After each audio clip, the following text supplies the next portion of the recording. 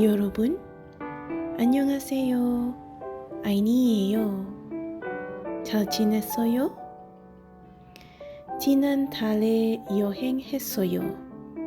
이틀 동안 가족하고 이포에 있었어요.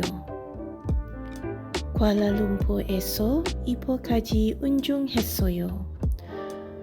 도착해서 점심을 먹으러 식당에 갔어요. 그 다음에 쇼핑했어요. 호텔에서 지났어요. 그리고 예뻤어요. 저는 많이 먹었어요. 말레이시아 음식을 진짜 맛있어요. 다음에는 어디로 갈까요?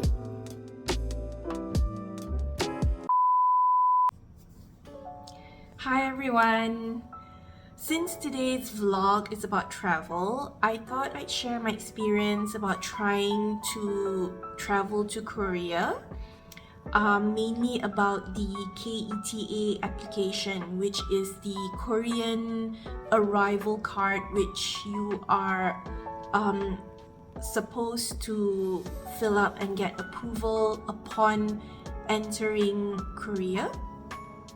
This is solely based on my experience. I was supposed to go and attend Sogang University's Korean Immersion program. I had applied for that program, their summer program. It is a 3-week program where you attend classes, and then after the classes you would go for activities to immerse yourself in the culture and the language. So I was going to travel in July. I had paid for my flight tickets, accommodation, and also the Sogang fees. And this was when Korea had just opened up after the lockdown. And I had a feeling I should try a month before I leave, and so I did.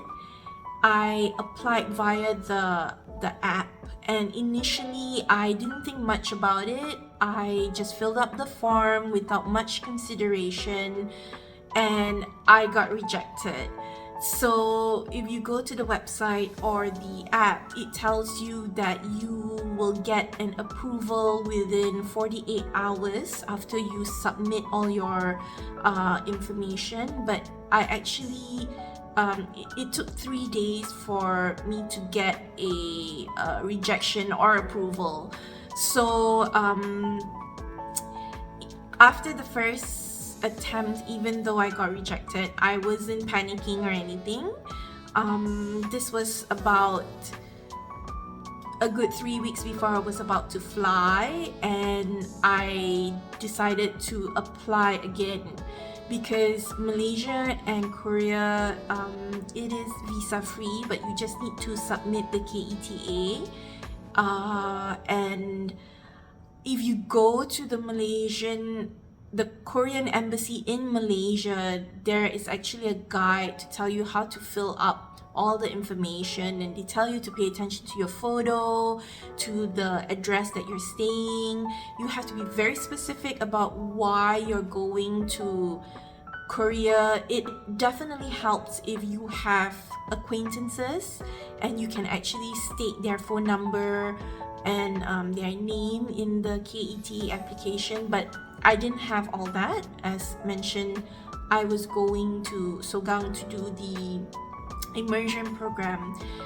I have to note that because it's just a immersion program and it's only for 3 weeks, I was not required to get a student visa. A tourist visa or KTA would have been enough. So I submitted another application for the K-ETA, and I got rejected again for the second time. At this point, I'm panicking because I'm about to fly out in about 2 weeks' time. So after going back and forth with the embassy in Malaysia, they finally tell me to come to the embassy to apply for a tourist visa. Now, the tourist visa required so much documentation. I had to submit bank accounts. I had to submit a letter of recommendation from Sogang University, and there was just so many things that I had to submit, and they would not give me a definite answer whether I would be able to get the visa. And it also takes 10 working days for them to approve the visa.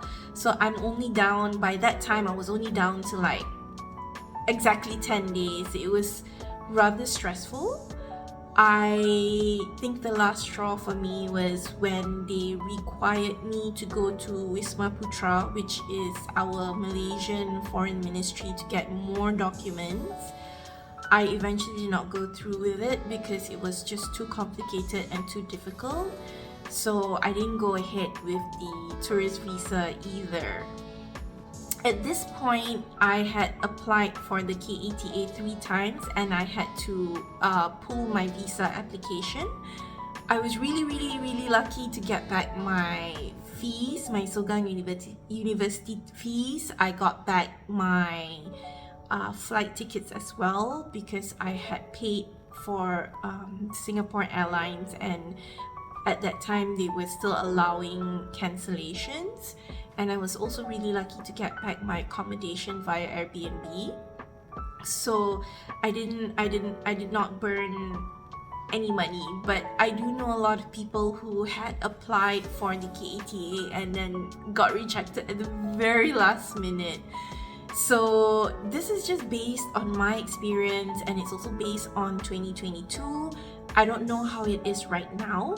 I hear that it's easier to get the approval, and I am planning to go to Seoul this year. I just don't know when yet. I also have to mention that because I had applied for the K-ETA 3 times, there's actually a cool-off period before I can apply again. The 6 months cool-off period before I can apply. So I'm just waiting for that, and hopefully I'll be able to get the approval and travel to Seoul really soon. Hope this experience helps you for anybody who's applying for the K-ETA.